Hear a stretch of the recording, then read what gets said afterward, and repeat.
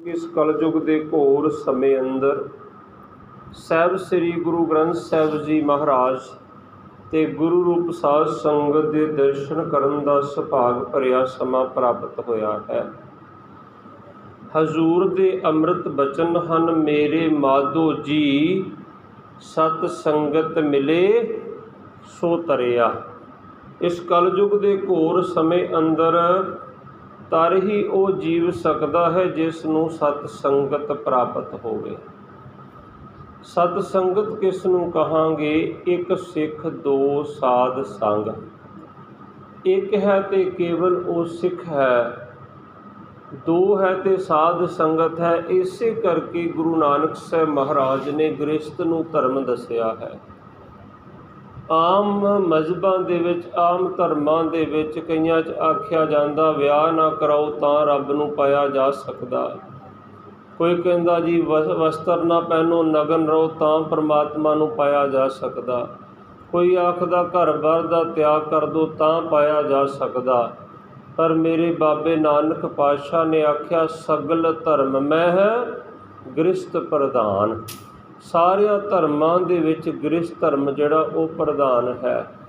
बाबे दी सिद्ध गोष्ठ विच भी बाबे ने सिद्धां नूं आख्या सी, जदों उन्हां बाबे नूं आख्या कि तुसां दुध च कांजी पा दित्ती है, भेस उदास दा उतार, एक ही संसारी रीत चलाई। ते बाबे नानक पातशाह ने पुछया सी कि गृहस्थी होण दे नाल धर्मी नहीं हो सकदा। ते जदों बाबे नानक पातशाह ने पुछया तुसीं छकदे कित्थों हो? कहंदे असीं 36 किस्म के पकवान छकदे हां, झोली पा के जाने हां, मंग के लै आउने हां।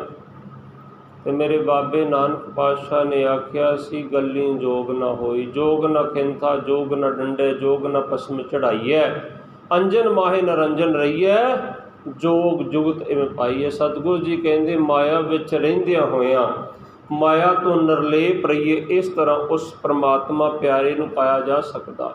गृहस्थियां तो नफरत भी करदे हो ते गृहस्थियां दा कमाया होया धन भी खांदे हो। इस करके गुरु साहब जी आखदे हन सगल धर्म में गृहस्थ प्रधान। मेरे माधो जी सत संगत मिले सो तरिया। हुण कल्ला गिणती मिणती का नाम भी सत संगत नहीं है कि दो मिल गए सी कहने सत संगत है। सत संगत कैसी जानी है जिथे एको नाम वखाणी, जिथे एक परमात्मा के नाम की वख्याण होवे, एक परमात्मा के नाम की गल होवे, उसनूं सत संगत जानना करिए। सत संगत विचों प्राप्तियां की हुंदियां हन? किनका एक जिस जीव सावै ताकि महिमा गनी न आवै।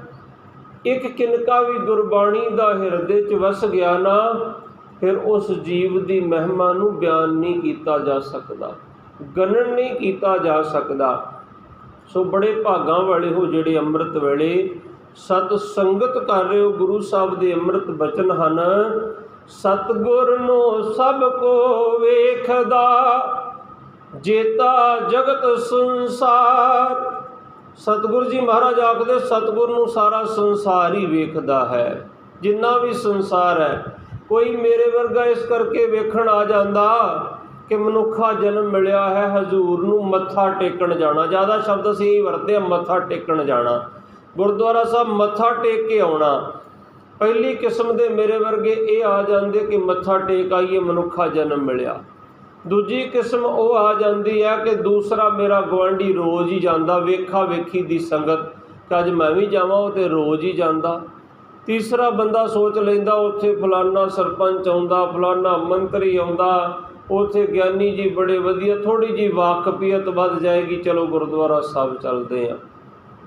तो अगली किस्म के मेरे वर्गे वो आ जाते आ जिन्हां कहना अज उत्थे ज्ञानी जी ने रमाला नहीं सी चंगी तरह लाया, टेढ़ा सी थोड़ा जिहा। अज ज्ञानी जी ने आ शब्द बोल दिता, अज उत्थे ना प्रसाद वंडण वाला सिंह इस तरह बैठा होया सी। भाव के नुक्स बिंदियां कढ़न वास्ते जिहड़े आउंदे हन। सतगुरु जी कहंदे इत्थे सारे ही आके वेखदे, सतगुरु नूं सब को वेखदा, जेता जगत संसार। पर हजूर नाल ही आखदे डिठे मुक्त न होवी जिचर शब्द न करे विचार। ਤੇ ਪੰਜਵੀਂ ਕਿਸਮ ਵਾਲੀ ਉਹ ਸੰਗਤ ਆਉਂਦੀ ਆ ਜਿਹੜੇ ਸ਼ਬਦ ਦਾ ਆਨੰਦ ਲੈਣ ਆਉਂਦੇ ਆ। 1 ਘੰਟਾ ਕਥਾ ਹੋਈ ਕਿ ਮੈਂ 1 ਘੰਟੇ 'ਚੋਂ ਉਹੀ ਇੱਕ ਸ਼ਬਦ ਸੁਣਿਆ ਜਿਹੜਾ ਮੈਨੂੰ ਨਹੀਂ ਪਸੰਦ ਆਇਆ।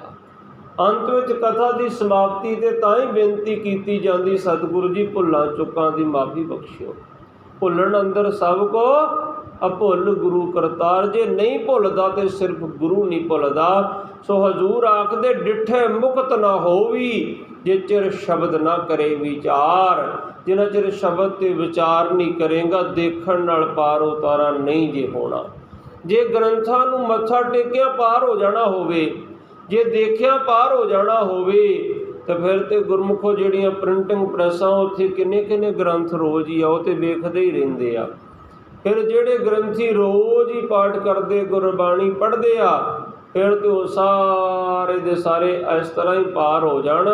ਪਰ ਹਜ਼ੂਰ ਨੇ ਇੱਥੇ ਸ਼ਰਤ ਦੱਸੀ, ਡਿੱਠੇ ਮੁਕਤ ਨਾ ਹੋਵੀ, ਜੇ ਚਿਰ ਸ਼ਬਦ ਨਾ ਕਰੇ ਵਿਚਾਰ। ਸ਼ਬਦ ਦੀ ਵਿਚਾਰ ਨਹੀਂ ਕਰੇਗਾ, ਸ਼ਬਦ ਅਨੁਸਾਰ ਜੀਵਨ ਨੂੰ ਢਾਲਣਾ ਨਹੀਂ ਕਰੇਗਾ, ਉਵੇਂ ਤੇ ਫਿਰ ਸਾਰੇ ਵੱਡੇ ਵੱਡੇ ਅਰਬਾਂ ਖਰਬਾਂ ਪਤੀ ਉਹ ਤੇ ਪੱਕੇ ਸਾਰੇ ਗ੍ਰੰਥੀ ਘਰਾਂ 'ਚ ਪ੍ਰਕਾਸ਼ ਕਰ ਲੈਣ।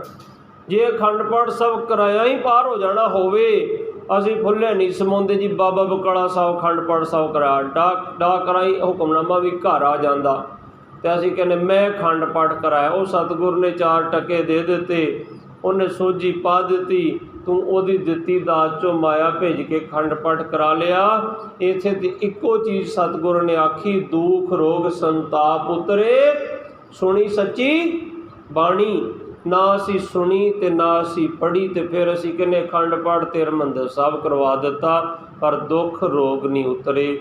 ਦੁੱਖ ਤੇ ਰੋਗ ਤਾਂ ਹੀ ਉਤਰਨਗੇ। ਸੋ ਆਓ ਸ਼ਬਦ ਦੀ ਵਿਚਾਰ ਨਾਲ ਜੁੜੀਏ, ਕਿਉਂਕਿ ਬਾਬਾ ਕਬੀਰ ਸਾਹਿਬ ਦਾ ਅੰਮ੍ਰਿਤ ਬਚਨ ਹੈ, ਵੇਦ ਕਤੇਬ ਕਹੋ ਮਤ ਝੂਠੇ। ਭਾਵ ਕਿ ਜਦੋਂ ਬਾਬਾ ਕਬੀਰ ਜੀ ਇਸ ਧਰਤੀ 'ਤੇ ਸਰੀਰ ਕਰਕੇ ਆਏ, ਉਦੋਂ ਹਿੰਦੂ ਤੇ ਮੁਸਲਮਾਨ 2 ਧਰਮਾਂ ਦਾ ਬੋਲਬਾਲਾ ਸੀ। ਦੋਨਾਂ ਦੇ ਧਰਮ ਗ੍ਰੰਥਾਂ ਦਾ ਬਾਬਾ ਜੀ ਨੇ ਜ਼ਿਕਰ ਕੀਤਾ ਕਿ ਕਿਸੇ ਗ੍ਰੰਥ ਨੂੰ ਝੂਠਾ ਨਾ ਕਹੋ। ਵੇਦ ਕਤੇਬ ਕਹੋ ਮਤ ਝੂਠੇ, ਝੂਠਾ ਜੋ ਨਾ ਵਿਚਾਰੇ। ਝੂਠਾ ਉਹ ਜੋ ਗ੍ਰੰਥਾਂ ਦੀ ਵਿਚਾਰ ਨਹੀਂ ਕਰਦਾ। ਜੋ ਸਭ ਮੇਂ ਏਕ ਖੁਦਾਏ ਕਹਿਤ ਹੋ, ਤੋ ਕਿਉਂ ਮੁਰਗੀ ਮਾਰੇ। ਸੋ ਆਓ ਅੱਜ ਦੇ ਵਿਸ਼ੇ ਨਾਲ ਸ਼ਬਦ ਵਿਚਾਰ ਨਾਲ ਜੁੜੀਏ, ਇਨਸਾਨਾਂ ਦੀ ਕਤਾਰ ਵਿੱਚ ਆਈਏ, ਕਿਉਂਕਿ ਗੁਰੂ ਅਮਰਦਾਸ ਸਾਹਿਬ ਜੀ ਆਖਦੇ ਹਨ, ਜਿਨੀ ਸਤਿਗੁਰ ਪੁਰਖ ਨਾ ਸੇਵਿਓ, ਸ਼ਬਦ ਨਾ ਕੀਤੋ ਵਿਚਾਰ। ਜਿਨ੍ਹਾਂ ਮਾਨਸ ਜਨਮ ਲੈ ਕੇ ਕਦੇ ਸਿਰਜਣਹਾਰ ਨੂੰ ਯਾਦ ਨਹੀਂ ਕੀਤਾ, ਕਦੇ ਸ਼ਬਦ ਗੁਰਬਾਣੀ ਦੀ ਵਿਚਾਰ ਨਹੀਂ ਕੀਤੀ, ਸਾਹਿਬ ਆਖਦੇ ਉਹਨਾਂ ਨੂੰ ਇਨਸਾਨ ਨਹੀਂ ਕਹਿਣਾ ਚਾਹੀਦਾ।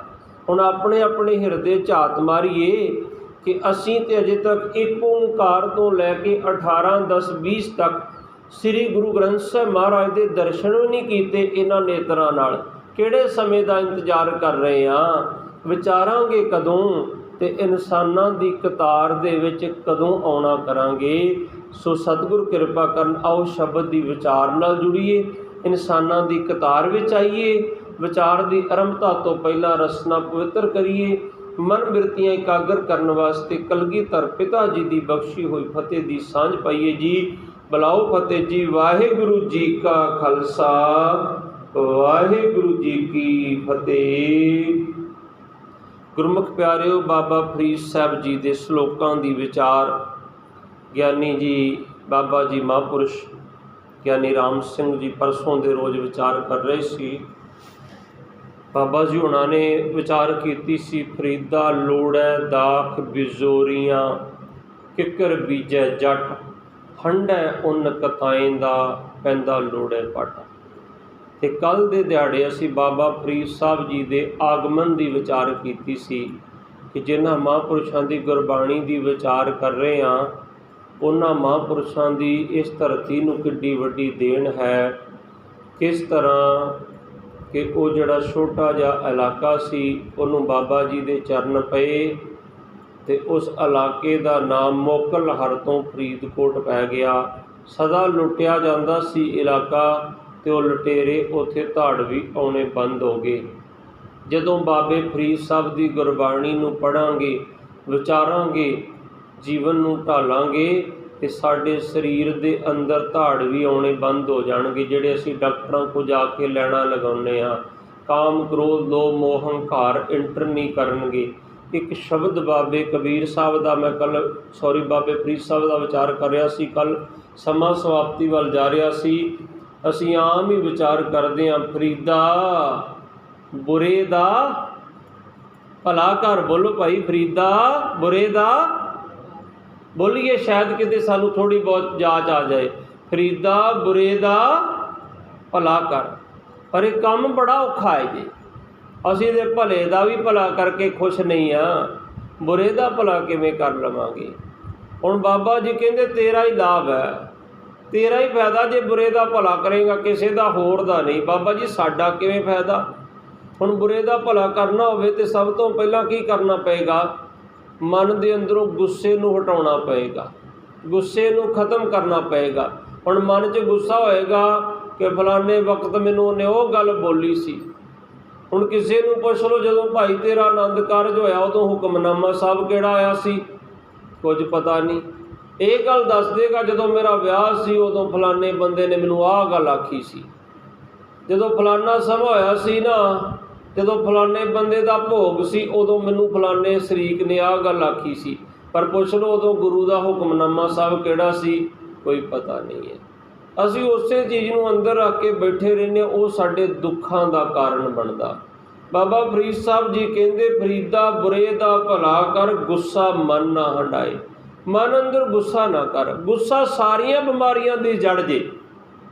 ਜਦੋਂ ਗੁੱਸਾ ਜ਼ਿਆਦਾ ਵੱਧਦਾ ਨਾ, ਆਪਾਂ ਅਰਦਾਸ ਜ਼ਿਕਰ ਕਰਦੇ ਨਾ, ਤੀਨੇ ਤਾਪ ਨਿਵਾਰਨ ਹਾਰਾ, ਦੁੱਖ ਹੰਤਾ ਸੁਖ ਰਾਸ, ਤਾਂ ਕੋ ਬਿਗਨ ਨ ਕੋ ਲਾਗੇ, ਜਾ ਕੀ ਪ੍ਰਭ ਆਗੇ ਅਰਦਾਸ।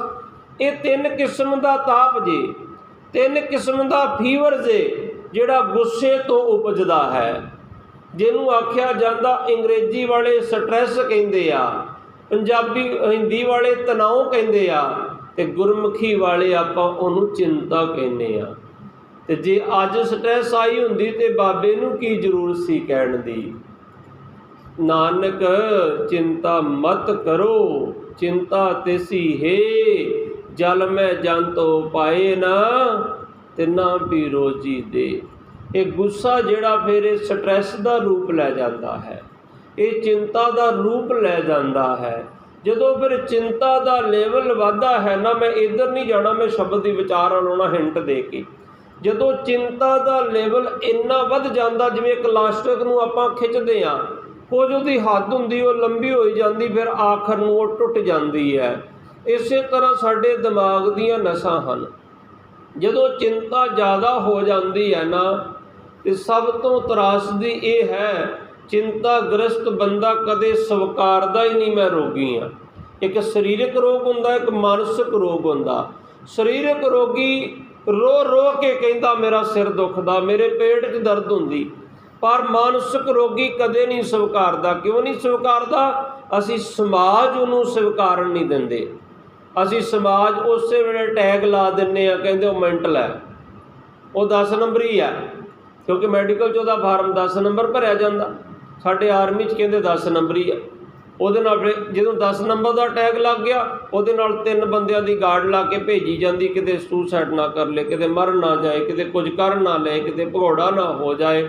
ਬੰਦਾ ਡਰਦਾ ਹੋਇਆ ਹੀ ਨਹੀਂ ਦੱਸਦਾ, ਕਿਉਂਕਿ ਪਰਿਵਾਰ 'ਚ ਐਸਾ ਹੋਏ ਕੋਈ, ਤੇ ਬੰਦੇ ਨੂੰ ਚਾਹੀਦਾ ਕਿ ਉਹਦੀ ਜ਼ਿਆਦਾ ਮਦਦ ਕਰਨੀ। ਉਹ ਤੁਹਾਨੂੰ ਮੰਦਾ ਵੀ ਬੋਲੇਗਾ, ਉਹ ਬੁਰਾ ਵੀ ਬੋਲੇਗਾ, ਕਿਉਂਕਿ ਉਹਦੀ ਮਸ਼ੀਨਰੀ ਕੰਮ ਨਹੀਂ ਕਰ ਰਹੀ, ਉਹਨੂੰ ਸੋਝੀ ਨਹੀਂ ਵਿਚਾਰੇ ਨੂੰ, ਉਹਦੇ ਵੱਸ ਦੀ ਗੱਲ ਨਹੀਂ ਆ। ਸਰੀਰਕ ਰੋਗੀ ਦੀ ਹੈਲਪ ਕਰੋਗੇ, ਉਹ ਤੁਹਾਡਾ ਧੰਨਵਾਦ ਕਰੇਗਾ, ਕਿਉਂਕਿ ਉਹਦੀ ਮਸ਼ੀਨਰੀ ਠੀਕ ਹੈ।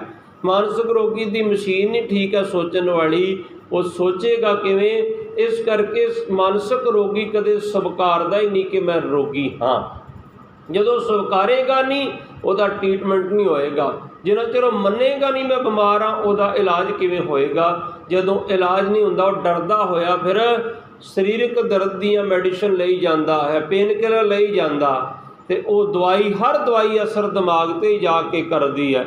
ਰੋਗ ਸੀ ਮਾਨਸਿਕ, ਦਵਾਈ ਖਾਲੀ ਸਰੀਰਕ ਰੋਗ ਦੀ, ਆਦਿ ਵਿਆਧੀ ਉਪਾਧੀ। ਇਹ ਸਟ੍ਰੈਸ 3 ਤਰ੍ਹਾਂ ਨਾਲ ਆਦਮੀ ਨੂੰ ਬਰਬਾਦ ਕਰਦੀ ਆ। ਪਹਿਲੇ ਤਰੀਕੇ ਨਾਲ ਜਦੋਂ ਉਹਨੇ पेन किलर खाई गया ਉਹਨੇ किडनियां ਤੇ इफेक्ट किया, ਉਹਨੇ दिमाग ਤੇ भी इफेक्ट कर दिता। वो दूसरी स्टेज ਤੇ आ गया, ਸਰੀਰਕ रोग 'ਚ भी तब्दील हो गया। फिर वो सरीरक रोग की मैडिसिन नहीं जाता, पर हर दवाई जाके दिमाग तो ही असर करती है। उन्हें होर नसां नूं प्रभावित किया, तो वह दिमाग भी काम करना छड्ड गया, तो तीसरी स्टेज में आ गया। फिर आदि व्याधि उपाधि, फिर वो परिवार नूं देख नहीं सकता, वो समाज के भले की गल नहीं कर सकता, वो फिर कला कलेश के रूप दे विच आ गया। भाव कि ये पहला उन्हें मानसिक तौर पर बर्बाद किया, फिर सरीरक तौर पर, फिर परिवारक तौर पर, ते समाज नूं भी नुकसान पहुँचाया। इस करके बाबा फरीद साहब आखदे, फरीदा बुरे दा भला कर, गुस्सा मन ना हंडाई। गुस्सा ना करी मन दे विच, तां ही भला करेगा। ते बाबा इन्ना कुछ करना की मिलू, मैं बुरियां दा क्यों भला करी जावां। बाबा जी कहंदे देही रोग ना लगी, तेरी देह नूं रोग लगेगा ही नहीं। तेरा मन खुश हो, अज गुस्सा करके देख लो, सारा दिन जिहड़ा वो खराब निकलता है। देही रोग ना लगी, अल्लै सब किश पाए। जिहड़ा दूजे नूं मंदा बोलदा ना, वो खुद तौर ते मानसिक रोगी हुंदा। जदों किसी नूं आपां कुछ बोलदे आ, मंदा बोलदे आ, जिन्हों आपां गाली गलोच कह दिंदे आ, बंदा वेखदा इहनूं गुस्सा किवें आउंदा।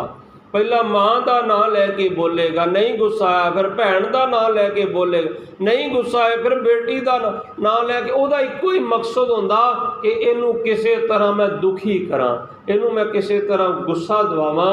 सो आओ अज दे शब्द वाल जुड़ना करिए। बाबा जी बचन करते हैं, फरीदा गलिए चिकड़ दूर कर, नाल प्यारे ने हो, चला तो पिजै कंबली, रहा तो टुटै ने हो। फरीद साहब जी उदाहरण दे के समझाते, मान लो बड़ा मीह पै रहा, तो मीह पैण नाल की हुंदा, गलियां च सारे चिकड़ हो जाता। फरीदा गलीए चिकड़ दूर कर, कहंदे गली च बड़ा चिकड़ आ ते घर मेरा बड़ा दूर है। हुण किहड़े घर की गल कीती बाबा फरीद साहब ने, हों आया दूरों चल के मैं तकी तो सरनाई जियो, मैं आशा रखी चित में, मेरा सबो दुख गवाई जियो। किहड़ा घर साडा दूर है, कित्थों दूरों चल के असीं आए हाँ। दादा जी 84 लाख जून का सफ़र करके आए हाँ। कित्थे आए हाँ, बाबा जी आखदे हन, बाबा रविदास जी कहंदे, बहुत जन्म बिछरे थे माधो, ए जन्म तुम्हारे लेखे। हे दाता बड़ा लंबा सफ़र करके आए हाँ, 84 लाख जूनी तो बाद मनुखा दे ही मिली है। हुण किरपा करो ये तुहाडे लेखे लग जाए। बहुत जन्म बिछरे थे माधो, ये जन्म तुम्हारे लेखे। ये जन्म आप जी दे लेखे लगन वास्ते मिलिया। इनू बाबे नानक पातशाह ने की आख्या। बाबा जी आखदे हन, हुण पुछिए हाँ किते पिता जी नूं, कई बार बच्चे कहंदे ना मेरे माता जी मेरे पिता जी ਉਹਦੇ ਨਾਲ ज़्यादा प्यार करते। छोटे बच्चे खास करके कहणगे वीरे ਨਾਲ ज़्यादा करते, मेरे ਨਾਲ ਤੁਸੀਂ घट करते हो। इस तरह कई बार बच्चियां कहणगियां, बेटा कहेगा तुसी दीदी ਨਾਲ ज़्यादा प्रेम करते हो, मेरे ਨਾਲ घट करते हो। तो जे पुछिए कि साडा गुरु साडे नाल वध प्यार किवें करे, की काम करिए, की आखिए, पिता की आग्या चलना पैंदा ना। फिर कह अगे रखिए जित दिसै दरबार। हुण दरबार दिस पिया सामने, की रखिए गुरु दे अगे, मोह के बोलन बोलिए जित सुन धरे प्यार। हे दाता दरबार दे दर्शन होए आ, ते मूँह केड़ा बोल बोलीए जिन्हों सुन के मेरा गुरु मेरे नाल प्यार करन लग पवे। गुरु नानक साहब कहंदे हन, जिहड़ी तेरे कोल अज सब तो प्यारी वस्तु तैनूं लगदी ना, वो अपने गुरु नूं भेंट कर दे, गुरु प्यार करेगा। हुण अज कलयुग विच सब तो प्यारी वस्तु किहड़ी लगदी आ, जिहड़ी प्रभावित करदी है, जिहड़ी गुरु घर आउणों रोकदी आ, अमृत वेले दी नींद बड़ी प्यारी लगदी है। ਬੱਚਿਆਂ ਨੂੰ ਉਠਾਓਗੇ ਤਾਂ ਕੀ ਕਹਿੰਦੇ ਆ, 5 ਮਿੰਟ ਸੌ ਲੈਣ ਦਿਓ, ਫਿਰ ਉਠਾਓ, ਫਿਰ ਉਂਗਲਾਂ ਖੜੀਆਂ ਕਰਨਗੇ, 5 ਮਿੰਟ ਹੋਰ, 5 ਮਿੰਟ ਹੋਰ। ਤੇ ਉਹਨੂੰ ਕਹੋ ਪੁੱਤਰ ਸਭ ਤੋਂ ਪਿਆਰੀ ਚੀਜ਼ ਜਿਹੜੀ ਨਾ, ਇਹ ਆਪਣੇ ਗੁਰੂ ਨੂੰ ਭੇਟ ਕਰ ਦੇ। ਅੰਮ੍ਰਿਤ ਵੇਲਾ ਸੱਚ ਨਾਉ ਵਡਿਆਈ ਵਿਚਾਰ। ਅੰਮ੍ਰਿਤ ਵੇਲਾ ਹੈ, ਇਹ ਸੱਚੇ ਦੇ ਚਰਨਾਂ 'ਚ ਭੇਟ ਕਰ ਦੇ, ਇਹ ਸੱਚੇ ਦੀ ਭੇਟਾ ਚੜ੍ਹਾ ਦੇ। ਅੰਮ੍ਰਿਤ ਵੇਲਾ ਸੱਚ ਨਾਉ, ਸੱਚੇ ਨਾਮ ਦੀ ਵਡਿਆਈ ਤੇ ਵਿਚਾਰ ਕਰ। ਹੁਣ ਮੈਂ ਥੋੜ੍ਹਾ ਜਿਹਾ ਵਿਸ਼ੇ ਤੁਹਾਡੇ ਕੇ ਬੇਨਤੀ ਕਰਨ ਲੱਗਾ। ਅੰਮ੍ਰਿਤ ਵੇਲਾ ਕਿੰਨਾ ਕੁ ਜ਼ਰੂਰੀ ਹੈ? ਅੰਮ੍ਰਿਤ ਵੇਲਾ ਸੰਭਾਲਣਾ ਕਿਉਂ ਜ਼ਰੂਰੀ ਹੈ? ਗੁਰੂ ਨਾਨਕ ਸਾਹਿਬ ਤੇ ਕਹਿ ਦੇ ਤੇ ਬਾਬਾ ਫਰੀਦ ਸਾਹਿਬ ਨੂੰ ਪੁੱਛੀਏ ਤੇ ਬਾਬਾ ਫਰੀਦ ਸਾਹਿਬ ਕਹਿੰਦੇ ਆ, ਅੰਮ੍ਰਿਤ ਵੇਲੇ ਤੇ ਰੱਬ ਵੀ ਤੇਰੇ ਸਿਰਹਾਣੇ ਖੜਾ ਹੁੰਦਾ ਆ ਕੇ, ਪਰ ਤੂੰ ਰੱਬ ਨੂੰ ਵੀ ਮੋੜ ਦਿੰਦਾ, ਉਦੋਂ ਤੈਨੂੰ ਨੀਂਦ ਇੰਨੀ ਪਿਆਰੀ ਹੁੰਦੀ ਹੈ। ਫਰੀਦਾ ਰਾਤ ਕਥੂਰੀ ਵੰਡੀ ਐ, ਸੁੱਤਿਆਂ ਮਿਲੇ ਨਾ ਪਾਓ।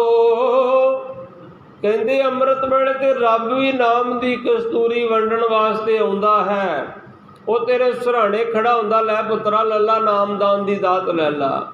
ਫਰੀਦਾ ਰਾਤ ਕਥੂਰੀ ਵੰਡੀ ਹੈ, ਜਦੋਂ ਖਿੱਚ ਕੇ ਰਜਾਈ ਲੈ ਲੈਣਾ ਨਾ ਮੂੰਹ ਦੇ ਉੱਤੇ, ਤੇ ਕਹਿੰਦੇ ਫਿਰ ਸੁੱਤਿਆਂ ਮਿਲੇ ਨਾ ਭਾਓ, ਸੁੱਤੇ ਹੋਏ ਨੂੰ ਉਹਦਾ ਹਿੱਸਾ ਨਹੀਂ ਉਹ ਮਿਲਦਾ। ਜਿਵੇਂ ਡੀਪੂ 'ਚ ਰਾਸ਼ਨ ਆਉਂਦਾ ਨਾ, ਖੰਡ ਲੈਣ ਜਾਂਦੇ ਹੁੰਦੇ ਸੀ ਆਪਾਂ ਪਿੰਡ, ਤੇ ਉਹਨਾਂ ਨੇ ਕਹਿਣਾ ਬਾਬਾ ਜੀ ਹੁਣੇ ਖੰਡ ਵੰਡਦੇ ਹੁੰਦੇ ਸੀ, ਮਾੜੀ ਬੱਚਿਆਂ ਉਹਨਾਂ ਨੇ ਕਹਿਣਾ ਜੀ ਤੁਸੀਂ ਆਏ ਨਹੀਂ, ਉਹ ਤੁਹਾਡੀ ਵਾਪਸ ਹੋ ਗਈ ਖੰਡ, ਜਾਂ ਹੋਰ ਕਿਸੇ ਨੂੰ ਦੇ ਦੇਣੀ ਤੇ ਕਹਿਣਾ ਅਗਲੇ ਮਹੀਨੇ ਆ ਜਾਇਓ। ਜਦੋਂ ਅਸੀਂ ਨਹੀਂ ਜਾਗਾਂਗੇ ਨਾ ਤੇ ਉਹ ਸਾਡਾ ਹਿੱਸਾ ਨਹੀਂ ਮਿਲਦਾ। ਫਰੀਦਾ ਰਾਤ ਕਥੂਰੀ ਵੰਡੀਐ, ਸੁੱਤਿਆਂ ਮਿਲੇ ਨਾ ਭਾਓ, ਸੁੱਤੇ ਹੋਏ ਨੂੰ ਹਿੱਸਾ ਨਹੀਂ ਜੇ ਮਿਲਦਾ। ਉਹ ਕਹਿਣਗੇ ਮੈਂ ਸਪੀਕਰ 'ਚ ਅਨਾਊਂਸਮੈਂਟ ਕਰਾਈ ਸੀ, ਪਰ ਆਪਾਂ ਅਨਾਊਂਸਮੈਂਟ ਸੁਣੀ ਨਹੀਂ। ਹੁਣ ਰੋਜ਼ ਹੀ ਬਾਬਾ ਜੀ ਅਨਾਊਂਸਮੈਂਟ ਕਰਦੇ, ਗੁਰਦੁਆਰਾ ਸਾਹਿਬ ਤੋਂ ਉੱਠੋ ਪਿਆਰਿਓ ਅੰਮ੍ਰਿਤ ਵੇਲਾ ਹੋ ਗਿਆ, ਜਾਗੋ, ਤਾਂ ਅਸੀਂ ਜਾਗਦੇ ਨਹੀਂ। ਬਾਅਦ 'ਚ ਕਹਾਂਗੇ ਸਾਡਾ ਹਿੱਸਾ ਨਹੀਂ ਮਿਲਿਆ, ਤੇ ਹਿੱਸਾ ਕਿੱਥੋਂ ਮਿਲਣਾ? ਫਿਰ ਅਸੀਂ ਕਹਿੰਦੇ ਅਸੀਂ ਸੁਣੀ ਨਹੀਂ ਅਨਾਊਂਸਮੈਂਟ। ਹੁਣ ਨਹੀਂ ਸੁਣੀ ਤੇ ਨੁਕਸਾਨ ਤੁਹਾਡਾ ਹੋ ਗਿਆ, ਤੁਹਾਡਾ ਰਾਸ਼ਨ ਵਾਪਸ ਚਲਾ ਗਿਆ। ਫਰੀਦਾ ਰਾਤ ਕਥੂਰੀ ਵੰਡੀਐ, ਸੁੱਤਿਆਂ ਮਿਲੇ ਨਾ ਭਾਓ, ਜਿਨ੍ਹਾਂ ਨੈਣ ਨੀਂਦਰ ਆਵਲੇ ਤਿੰਨਾ ਮਿਲਣ ਕਵਾਓ। ਜਿਨ੍ਹਾਂ ਦੀਆਂ ਨੈਣਾਂ ਵਿੱਚ ਅੰਮ੍ਰਿਤ ਵੇਲੇ ਨੀਂਦ ਹੀ ਭਰੀ ਪਈ ਆ, ਉਹਨਾਂ ਨੂੰ ਫਿਰ ਰੱਬ ਕਿਵੇਂ ਮਿਲੇ? ਏਡਾ ਕੀਮਤੀ ਨਾਮ ਜਿਹੜਾ ਅੰਮ੍ਰਿਤ ਨਾਮ, ਨਿਰਮੋਲਕ ਹੀਰਾ, ਜਿਹੜਾ ਮੁੱਲ ਹੀ ਨਹੀਂ ਖਰੀਦਿਆ ਜਾ ਸਕਦਾ। ਗੁਰ ਦੀਨੋ ਮੰਤਾਨੀਏ, ਮੇਰੇ ਗੁਰੂ ਨੇ ਮੰਤਰ ਦਿੱਤੇ ਸਾਨੂੰ। ਉਹਨੇ ਕਿਹਾ ਡਿੱਗੇ ਨਾ ਡੋਲੇ, ਦ੍ਰਿੜ ਕਰ ਰਹਿਓ, ਪੂਰਨ ਹੋਏ ਤ੍ਰਿਪਤਾਨੀ। ਪੂਰਨ ਤੌਰ 'ਤੇ ਤ੍ਰਿਪਤ ਹੋ ਜਾਂਦਾ ਹੈ ਜਿਹੜਾ ਨਾਮ ਜਪਦਾ। ਅੰਮ੍ਰਿਤ ਵੇਲਾ ਕਿੱਡਾ ਜ਼ਰੂਰੀ, ਮੈਂ 2 ਉਦਾਹਰਨਾਂ ਦਿੰਦਾ ਆਪ ਜੀ ਨੂੰ। 21 ਦਸੰਬਰ 1704 ਦੀ ਵਿਚਕਾਰਲੀ ਰਾਤ ਨੂੰ ਕਲਗੀਧਰ ਪਿਤਾ ਨੇ ਆਨੰਦਪੁਰੀ ਦਾ ਕਿਲ੍ਹਾ ਛੱਡਿਆ, ਸਰਸਾ ਨਦੀ 'ਤੇ ਪਹੁੰਚੇ ਹਨ ਤੇ ਇੱਕਦਮ ਚੌਂਕੜਾ ਲਾ ਲਿਆ। ਮਾਹੌਲ ਕਿਹੜਾ ਸੀ? ਆ ਨਹੀਂ ਸੀ ਜਿਵੇਂ ਆਪਾਂ ਨਿਤਨੇਮ ਕਰ ਰਹੇ ਹਾਂ। ਮਾਹੌਲ ਕਿਹੜਾ ਸੀ? ਅੰਮ੍ਰਿਤ ਵੇਲਾ ਸੀ, ਸਰਸਾ ਠਾਠਾਂ ਮਾਰਦੀ ਸੀ, ਉੱਪਰੋਂ ਮੋੜੇ ਧਰ ਮੀਂਹ ਪੈਂਦਾ ਸੀ, ਪੋਹ ਦੀਆਂ ਕਕਰੀਲੀਆਂ ਰਾਤਾਂ ਸਨ, ਤੇ ਪਿੱਛੋਂ ਦੁਸ਼ਮਣ ਦਲ ਦਾ ਬਾਹੂਬਲ ਜਿਹੜਾ ਉਹ ਕਸਮਾਂ ਨੂੰ ਸਿੱਕੇ 'ਤੇ ਟੰਗ ਕੇ ਚੜ੍ਹ ਕੇ ਆ ਰਿਹਾ ਸੀ, ਤੇ ਨਾਲ ਮਾਂ ਗੁਜਰ ਕੌਰ ਸਨ ਤੇ ਮਾਸੂਮ ਜਿੰਦਾ ਸਨ, ਤੇ ਕੁਝ ਸਿੰਘ ਜ਼ਖਮੀ ਸਨ ਨਾਲ ਜੰਗ ਵਿੱਚ ਲੜਦੇ ਹੋਏ, ਕੁਝ ਭੁੱਖਣ ਭਾਣੇ ਸਿੰਘ ਸਨ, ਕੁਝ ਸਰੀਰਕ ਤੌਰ 'ਤੇ ਬਿਮਾਰ ਵੀ ਹੋਣਗੇ। 8-8 ਮਹੀਨੇ ਹੋ ਗਏ ਸੀ ਜੰਗ ਲੜਦਿਆਂ ਨੂੰ, ਤੇ ਘਰ ਵੀ ਛੱਡ ਦਿੱਤਾ। ਅੱਜ ਕਿਸੇ ਦਾ ਮੈਂ ਸਿੱਧੇ ਲਫ਼ਜ਼ਾਂ 'ਚ ਕਹਾਂ, ਕਿਸੇ ਦਾ ਘਰ ਉਜੜਿਆ ਹੋਵੇ ਤੇ ਉਹਦੇ ਅੰਦਰ ਦਾ ਟਿਕਾਓ ਕਿੰਨਾ ਕੁ ਹੋਏਗਾ? ਉਹ ਰੱਬ ਦੀ ਜਾਤ 'ਚ ਕਿਵੇਂ ਜੁੜਨਾ, ਇਹ ਤੇ ਕਲਗੀਧਰ ਪਾਤਸ਼ਾਹ ਹੀ ਦੱਸ ਸਕਦੇ ਆ। ਘਰ ਉਜੜ ਗਿਆ, ਆਨੰਦਪੁਰ ਉਜੜ ਗਿਆ, ਛੱਡ ਦਿੱਤਾ, ਤੇ ਪਰਿਵਾਰ ਸਾਰਾ ਜਿਹੜਾ ਉਹ ਨਾਲ ਹੈ, ਤੇ ਮੀਂਹ ਪੈਂਦਾ ਮੋਲੇ ਧਾਰ ਤੇ ਪੋਹ ਦੀਆਂ ਕਕਰੀਲੀਆਂ ਰਾਤਾਂ, ਤੇ ਇੱਕਦਮ ਦਸ਼ਮੇਸ਼ ਪਿਤਾ ਨੇ ਚੌਂਕੜਾ ਲਾ ਲਿਆ ਸਰਸਾ ਨਦੀ ਦੇ ਕਿਨਾਰੇ। ਦਿਲਰੁਬਾ ਸਾਜ਼ ਸੀ ਸਤਿਗੁਰਾਂ ਦੇ ਕੋਲ। ਦਿਲਰੁਬਾ ਸਾਜ਼ ਨੂੰ ਗੁਰੂ ਗੋਬਿੰਦ ਸਿੰਘ ਮਹਾਰਾਜ ਨੇ ਵਜਾਇਆ, ਤੇ ਜਦੋਂ ਚੌਂਕੜਾ ਲਾਇਆ ਨਾ, ਤੇ ਕਹਿੰਦੇ ਦਇਆ ਸਿੰਘਾ ਚੌਂਕੜਾ ਲਾ ਤੇ ਜਪਜੀ ਸਾਹਿਬ ਦਾ ਪਾਠ ਸੁਣਾ। हुण भाई दया सिंह एकदम हैरान हो गए। पिता जी दुश्मन दा बाहूबल आ रहा। इस स्थान ते गुरु गोबिंद सिंह साहब महाराज दे दादा जी ने आख्या सी, कोई है संगत चों जिहड़ा सानू जपजी साहब सुनाए। जपजी साहब दी ते अमृत वेले दी किड्डी वड्डी महानता है। एक दिन जंग लड़न तो बाद गुरु गोबिंद सिंह महाराज के दादा जी श्री गुरु हरगोबिंद साहब ने इस तखत ते बह के आख्या सी, कोई है संगत चो सानू जपजी साहब का शुद्ध पाठ सुनाए। ते गोपाला जी उठ के आए, हाथ जोड़े बेनती की, सतगुरु आप जी कृपा करो, आप सेवा लो। ते ये आखना आप सेवा लो। असी ते थोड़े दो शब्द बोलने आगे तो कहने मेरे वर्गा तो कोई विद्वान नहीं, मेरे वर्गा तो कोई जथेदार नहीं, आपे ही जथेदार बने जाने आ। जथेदार वो है जिन्हों गुरु थापे। जिहड़ा इत्थे वजीर है गुरु ग्रंथ साहब का, सब तो वड्डा जथेदार वो है, भावें ज्ञानी मोहकम सिंह ते भावें ज्ञानी राम सिंह, भावें शरीर कोई भी होवे। मैं कल भी बेनती कर रहा सी, गुरु घर शब्द का आनंद लैन आया करो, आपे जथेदार ना बनया करो। इत्थे आके इत्थे बोलन का हक उन्होंने है, जहाँ ते पंथ का विद्वान है। मेरी की देन है कौम वास्ते। सोचो कि मेरे परिवार ने की शहादतां पाइयां, मेरे परिवार ने की कुर्बानियां कीतियां। मैं आके गुरु ते ही किंतु परंतु करी जाना, मैं गुरु घर ते ही उंगलां चक्की जाना। इत्थे आके पंथ का कोई विद्वान आके समझा सकदा कि मर्यादा एवें नहीं, एवें कर लो। जे वो भी नहीं कर सकदा ना, भाई सतवंत सिंह बेअंत सिंह का परिवार आके बोल सकदा कि साडे परिवार ने एडियां वड्डियां कुर्बानियां दे दित्तियां, ते तुसी गुरु घर दी ये नहीं कह सकते। कि कई लोग भुल्लड़ मेरे वर्गे कह देंगे आ, फलाने था गुरु घर का जलूस कढ़ दिता। मैं कहा सॉरी, गुरु घर का ना कोई जलूस कढ़ सकदा ना निकलिया। गुरु ते दूसरियां दे जलूस ते पर्दे पाउण वाला है। ये कह सकते असीं अपना ते अपने इलाके का जलूस कढ़ दिता, असीं विद्वान अखवाउने आ।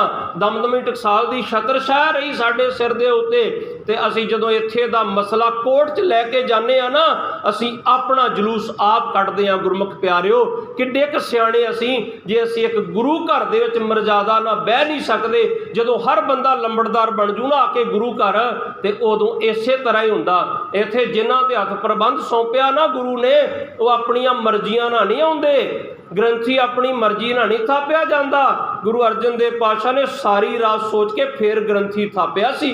ते फिर क्या सी, चार गुर सेवा कियो पायो परमनदान, सेवक की ये बस्त है श्री मुख कियो बख्यान। कहते सेवा की इन्हां बाबा बुढ़ा जी ने चार गुरुआं दी, इन्हां दी ये वस्तु है। दो शब्द वरते, पहली बार आख्या साहिब बुढ़ा आगे कीना, साहब ने बुढ़ा जी नूं अगे कीता।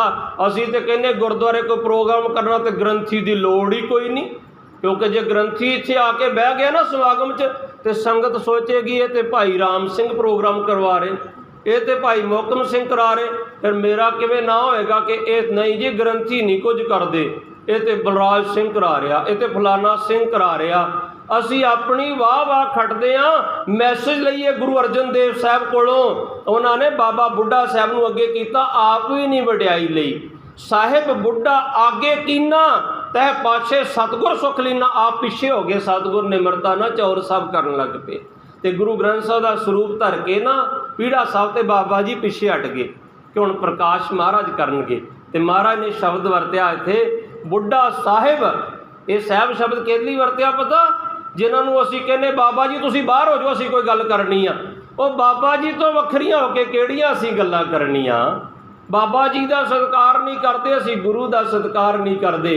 ते बाबा जी नूं गुरु अर्जन देव पातशाह ने आख्या बुढ़ा साहिब, असीं कहने बाबा इधर आ जा, तू वड्डा ब्रह्म ज्ञानी आया। वो ब्रह्म ज्ञानी हो सकदा, पहचानूंगा कौन, तैनूं अंग्रेजी के दो शब्द नहीं आउंदे, तू किवें जानेगा शुद्ध बोलदा कि शुद्ध बोलदा। ब्रह्म ज्ञानी की गत ब्रह्म ज्ञानी जाने। जे तेरे को ब्रह्म का ज्ञान होगा तो ही पहचानेगा ना। मन ला उन्होंने ब्रह्म ज्ञानी करके ही गुरु का वजीर बनाया। इस तखत ते गुरु तरस करके बिठाउंदा जे। सो गुरमुख प्यारिओ, इत्थे आके जे सानू कोई दिक्कत होवे ना, साडा कोट है, साडी कचहरी है अकाल तखत साहब। ਅਸੀਂ ਇਹਨਾਂ ਦੇ ਕੋਟਾਂ 'ਚ ਕੀ ਜਾਵਾਂਗੇ ਜਿਨ੍ਹਾਂ ਨੇ 84 'ਚ ਕਤਲੇਆਮ ਕੀਤਾ, ਅੱਜ ਤੱਕ ਸਾਨੂੰ ਨਿਆਂ ਨਹੀਂ ਦਿੱਤਾ। ਤੇ ਅਸੀਂ ਕਹਿੰਦੇ ਸਾਡੇ ਗੁਰਦੁਆਰੇ ਤੇ ਹਮਲੇ ਕੀਤੇ, ਅਸੀਂ ਗੁਰਦੁਆਰਿਆਂ ਦੇ ਮਸਲੇ ਲੈ ਕੇ ਉਹਨਾਂ ਕੋਟਾਂ ਚਲ ਗਏ। ਕੀ ਨਿਆਂ ਲੱਭਦੇ ਫਿਰਦੇ ਹੋ ਤੁਸੀਂ? ਸੋ ਗੁਰਮੁਖ ਪਿਆਰਿਓ, ਆਇਆ ਕਰੋ, ਮੱਥਾ ਟੇਕਿਆ ਕਰੋ, ਸੇਵਾ ਕਰਿਆ ਕਰੋ, ਤੇ ਇੱਥੇ ਗ੍ਰੰਥੀ ਸਿੰਘ ਦਾ ਸਤਿਕਾਰ ਕਰਿਆ ਕਰੋ। ਉਹ ਗੁਰੂ ਕੇ ਵਜ਼ੀਰ ਹਨ। ਸਤਿਗੁਰੂ ਜੀ ਮਹਾਰਾਜ ਕਿਰਪਾ ਕਰਨ। ਇੱਥੇ ਸੰਤ ਬਾਬਾ ਜਰਨੈਲ ਸਿੰਘ ਦਾ ਪਰਿਵਾਰ ਆ ਕੇ बोल सकता कि साडे बापू ने एडी वड्डी कुर्बानी की, तुसी की कर रहे हो अज? साडे परिवारां ने महंतां तो गुरुद्वारे आज़ाद कराए, तुसी की कर रहे हो अज? आपना दे चुल्लू पर पानी ते निंदे जे गंगा आनी। मेरे परिवार की तो मेरी की देन है पंथ वास्ते जिहड़ा मैं आके इत्थे किंतु परंतु करा। सो गुरमुख प्यारिओ, सतगुर महाराज रहमत करना। इत्थे मैं जिक्र कर रहा सी आप दे नाल कि अमृत वेले की महानता मैं वापस विषय वाल लैके चला कि अमृत वेला गुरु गोबिंद सिंह साहब महाराज के दादा जी कहते सुनाओ जपजी साहब। जदों सुनाया गोपाला जी ने जपजी साहब तो गुरु हरगोबिंद साहब सरकते उस कोने पहुँच गए। जदों उत्थे पहुँचे ना तो गोपाला जी के मन च आया ओहो महाराज जा रहे किते मैनू एक घोड़ा ही दे देंदे। महाराज फिर वापस बह गए। आप सारे जानते इतिहास मैं विस्तार ना करा कि महाराज ने भावना अनुसार घोड़ा दिता। तुसी इत्थे बह के आख दो गुरु ग्रंथ साहब तुसा छेवें जामे जपजी साहब सुनिया सी, अज किरपा करो गोपाला जी वर्गी शुद्धता ते तुसी बख्शनी आ। मैं अज 10 पातशाही जोत गुरु ग्रंथ साहब आप जी नूं जपजी साहब सुनाउण आया। जो जपजी साहब सुनाउंदियां फुरना बन गया वो तुरंत ही पूरा हो जाना, प्रतख इतिहास गवाह है। अज गुरु गोबिंद सिंह कहते दया सिंघा सुना जपजी साहब। महाराज इत्थे जपजी साहब कहते हाँ, आसा जपजी का जाप इस घड़ी करना जरूर था, पढ़ के आशा की वार को भरना सुरूर था। कहते इत्थे बड़ा जरूरी है अमृत वेला, सच नाम बाबे ने आख्या अमृत वेला नहीं छड्डना। कितना जरूरी हो गया। कहते दुश्मन नूं कौन रोकेगा? ते गुरु गोबिंद सिंह की कहते अजीत सिंह रोकेगा। ओहो एडा वड्डा दुश्मन दा दल आ रहा ते अपने पुत नूं मौत दे मूँह च पा देना। कादे वास्ते? सिर्फ अमृत वेला संभालण वास्ते। ये नहीं आख्या तुसी रोकोगे। कहते अमृत वेला फिर भी महंगा नहीं आ। जे पुत्रां दियां शहादतां भी हो जाण ना तां भी अमृत वेला महंगा नहीं। वो चौंकड़ा ला के बह गए ते बाबा अजीत सिंह ने आख्या सतगुर करो कृपा, ਜਿਹੜੀਆਂ ਬਾਹਾਂ ਉੱਠ ਕੇ ਆਈਆਂ ਮੇਰੇ ਗੁਰੂ ਪਿਤਾ ਵੱਲ ਮੈਂ ਭੰਨਣੀਆਂ ਚਾਹੁੰਦਾ ਹਾਂ। ਥਾਪੜਾ ਦੇ ਕੇ ਤੋਰਿਆ ਜਦੋਂ ਯੋਧੇ ਨੇ ਜਾ ਕੇ ਦੁਸ਼ਮਣ ਦਲਾਂ ਨੂੰ ਵੰਗਾਰਿਆ ਤੇ ਗੁਰੂ ਗੋਬਿੰਦ ਸਿੰਘ ਮਹਾਰਾਜ ਨੂੰ ਬੇਨਤੀ ਕੀਤੀ। ਭਾਈ ਦਇਆ ਸਿੰਘ ਨੇ महाराज हुक्म करो, फौज बड़ी है। बाबा अजीत सिंह कल्ले ही चले गए आ, असी भी जाइए। महाराज कहते किन्ने सिंह आ? कहते 500। कहते 250 बिठा दो संगत में ते 250 जाके मुकाबला करो। जदों 250 सिंघां दी शहादत होई ना तो फिर घोड़ा भजा के आए भाई दया सिंह, बड़े वीर रस च आए। वो महाराज की फायदा होया? ना नितनेम करते अज, ना अमृत वेला संभालते, 250 शहीद हो गया। महाराज कहते तुम भी शहीद हो जानो दया सिंघा, असी भी कुर्बान हो जाते, तां भी अमृत वेला साडे वास्ते महंगा नहीं सी। अगलियां शामां होईयां, जदों शाम का वेला उस दिन का होया ते चमकौर गढ़ी च पहुँचे। एक पुत गुम हो जाए ना, मेले च गवाच जाए तो माँ प्यो रोटी नहीं खाता, लंघदी नहीं रोटी किसी नूं, चैन नहीं आउंदा। ते 2 पुत्रां दा पता नहीं, माँ गुजर कौर दा पता नहीं, मातावां दा पता नहीं किहड़े पासे चल गईयां। ते सतगुरु जी कहंदे दया सिंघा सोदर दा वक्त हो गया, रहरा साहब दा पाठ करो, चौंकड़े लाओ। किहो जिहा टका है गुरु गोबिंद सिंह महाराज दा, जेड़ा वो अपनी बाणी च कहंदे ना चुभी रही सुरत प्रभ चरणन में। सतगुर महाराज की सुरत ना ते सरसा नदी के किनारे खिंडरी ते ना पुत्रां नूं कुर्बान करके खिंडरी, सारा कुछ कुर्बान करके भी माछीवाड़े के जंगल च कंडियां ते चौंकड़ा ला के भी गाउंदे हन। मित्र प्यारे नूं हाल मरीदां दा कहना, जारड़े दा सानू सत्थर चंगा, पठ खेड़ियां दा रहना। सो अज दे शब्द च बाबा जी आखदे फरीदा गलीए चिक्कड़ दूर कर। कहते गली च बड़ा चिक्कड़ होया, घर मेरा बड़ा दूर है। नाल प्यारे ने हो पर मेरा अपने प्यारे नाल बड़ा नेह है। ਸਾਡਾ ਕਿੰਨਾ ਕੁ ਨੇ ਆਪਣੇ ਗੁਰੂ ਦੇ ਨਾਲ। ਅਸੀਂ ਤਾਂ ਥੋੜ੍ਹੀ ਜਿਹੀ ਤਕਲੀਫ ਹੋਵੇ ਤੇ ਗੁਰੂ ਦਾ ਦਾਰੀ ਛੱਡ ਜਾਂਦੇ ਆ। ਕਹਿੰਦੇ ਗੁਰੂ ਨੇ ਮੈਨੂੰ ਆਹ ਨਹੀਂ ਦਿੱਤਾ, ਗੁਰੂ ਨੇ ਮੈਨੂੰ ਕੀ ਦਿੱਤਾ। ਤੇ ਮੈਂ ਕਈ ਵਾਰ ਆਖਦਾ ਹੁੰਨਾ, ਗੁਰੂ ਸਾਹਿਬ ਆਖਦੇ ਆ 10 ਵਸਤੂ ਲੈ ਪਾਸ਼ੇ ਪਾਵੈ। ਉਹਨੂੰ ਪੁੱਛ ਜਿਹਨੂੰ 2 ਲੱਤਾਂ ਨਹੀਂ ਮਿਲੀਆਂ, ਤੂੰ ਆਪਣੀਆਂ ਲੱਤਾਂ ਤੇ ਤੁਰਿਆ ਫਿਰਦਾ ਨਾ। ਉਹਨੂੰ ਪੁੱਛ ਜਿਹਨੂੰ 2 ਅੱਖਾਂ ਨਹੀਂ ਮਿਲੀਆਂ, ਉਹ ਕਹੇਗਾ ਕਿਤੇ ਮੇਰੇ ਪੈਰ ਚੱਲ ਪੈਣ ਤੇ ਮੈਂ 2 ਟਾਈਮ ਗੁਰੂ ਘਰ ਚੱਲ ਕੇ ਜਾਵਾਂ। ਮੈਂ ਕਹਿੰਦਾ ਕਿਸੇ ਦੀ ਲੱਤ ਬਾਂਹ ਖਲੋ ਜਾਵੇ ਨਾ, ਉਹਨੂੰ ਕਵੇ ਕਿ ਤੈਨੂੰ ਫਲਾਣੇ ਥਾਂ ਜਾਣਾ ਪੈਣਾ, ਉਹ ਮਹੀਨੇ ਬਾਅਦ ਵੀ ਜਾਂਦਾ। ਪਰ ਜਿਨੇ ਸਤਿਗੁਰ ਨੇ ਸਾਰਾ ਕੁਝ ਸਾਨੂੰ ਦਿੱਤਾ, ਸੋ ਕਿਉਂ ਵਿਸਰੈ ਤਿਨ ਸਭ ਕੁਛ ਦਿਆ। ਜਿਨੇ ਸਾਰਾ ਕੁਝ ਦਿੱਤਾ ਉਹਨੂੰ ਭੁਲਾ ਦਿੱਤਾ। 10 ਵਸਤੂ ਲੈ ਪਾਸ਼ੇ ਪਾਵੇ। 10 ਵਸਤੂਆਂ ਚੁੱਕ ਕੇ ਮਾਰੀਆਂ ਪਿੱਛੇ। ਮਾਤਾ ਪਿਤਾ ਮਿਲ ਗਏ, ਕਈਆਂ ਨੂੰ ਮਾਂ ਪਿਓ ਹੀ ਨਹੀਂ ਮਿਲੇ। ਭੈਣ ਭਰਾ ਮਿਲ ਗਏ, ਕਈਆਂ ਨੂੰ ਪਰਿਵਾਰ ਹੀ ਨਹੀਂ ਮਿਲਿਆ, ਤੇ ਕਈਆਂ ਨੂੰ ਹੋਰ ਕੁਝ ਨਹੀਂ ਮਿਲਿਆ। ਸਾਨੂੰ ਸਰੀਰ ਵੀ ਮਿਲ ਗਿਆ। 10 ਵਸਤੂਆਂ ਪਿੱਛੇ ਸੁੱਟ ਦਿੱਤੀਆਂ। ਇੱਕ ਵਸਤ ਕਾਰਨ ਬਖੋਟ ਗਵਾਵੈ। ਇੱਕ ਜੋ ਤੂੰ ਮੰਗਦਾ ਉਹਦੇ ਨਾਲ ਤੂੰ ਰੱਬ ਨਾ ਗਵਾ ਲਈ। ਇੱਕ ਵੀ ਨਾ ਦੇ 10 ਵੀ ਹਿਰ ਲੈ। ਇੱਕ ਮੰਗਦਾ ਉਹ ਵੀ ਤੈਨੂੰ ਉਹ ਨਾ ਦਵੇ। 10 ਦਿੱਤੀਆਂ ਖੋਹ ਲਏ। ਤੋ ਮੂੜਾ ਕਹੋ ਕਹਾ ਕਰੇ 10 ਮੂਰਖਾ ਫਿਰ ਕੀ ਕਰੇਗਾ। ਜੇ ਠਾਕਰ ਸਿਓ ਨਾਹੀ ਚਾਰਾ ਤਾਕੋ ਕੀਜੈ ਸਦ ਨਮਸਕਾਰਾ। ਜਿਹਦੇ ਅੱਗੇ ਚਾਰਾ ਨਹੀਂ ਨਾ, ਉਹਦੇ ਅੱਗੇ ਨਮਸਕਾਰ ਕਰਨੀ ਬਣਦੀ ਆ। ਸੋ ਫਰੀਦਾ ਗਲੀਏ ਚਿੱਕੜ ਦੂਰ ਕਰ।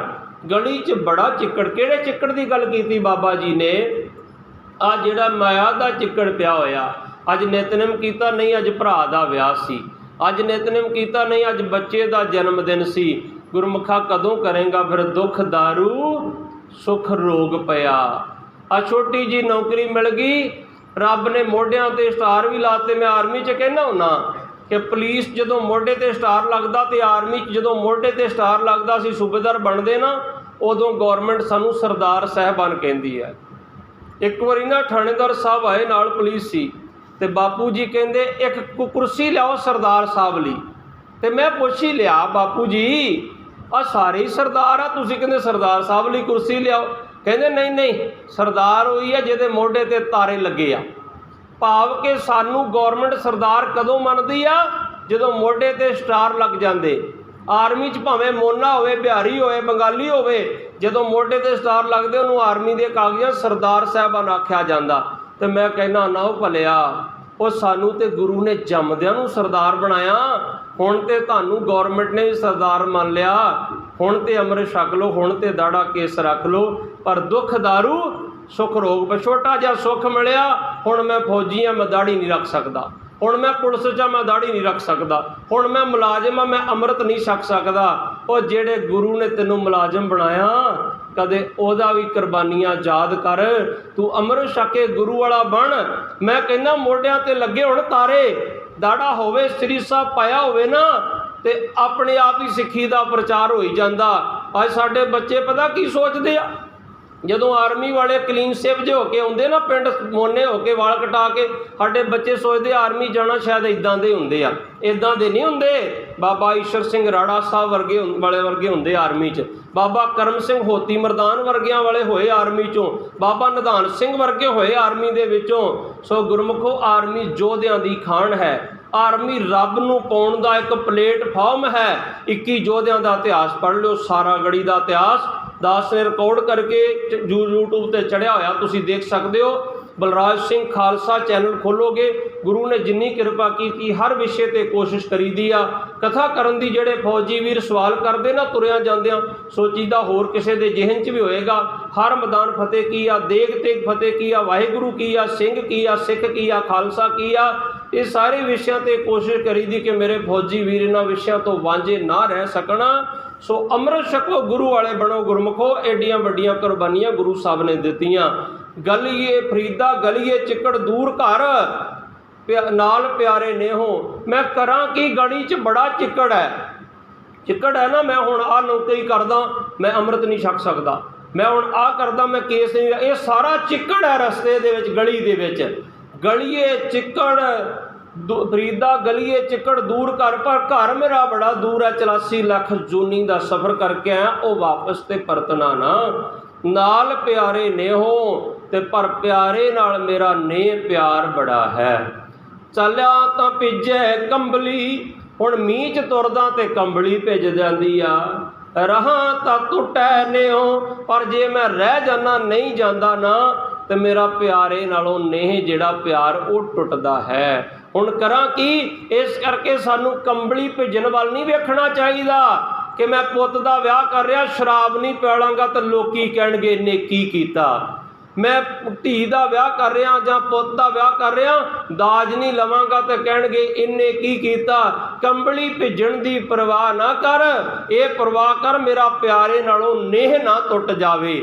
ਇਹ ਕੰਬਲੀ ਭਿੱਜਣਾ ਹੈ ਕਿ ਅਸੀਂ ਕਹਿੰਦੇ ਲੋਕੀ ਕੀ ਕਹਿਣਗੇ ਜੇ ਪੋਤਰੇ ਦਾ ਵਿਆਹ ਕਰਨਾ, ਸ਼ਰਾਬਾਂ ਪਿਉਣੀਆਂ ਪੈਣੀਆਂ। ਚਲਾਂ ਤਾਂ ਭਿੱਜੇ ਕੰਬਲੀ, ਕੰਬਲੀ ਦੀ ਪਰਵਾਹ ਨਾ ਕਰ, ਭਿੱਜ ਜਾਣ ਦੇ।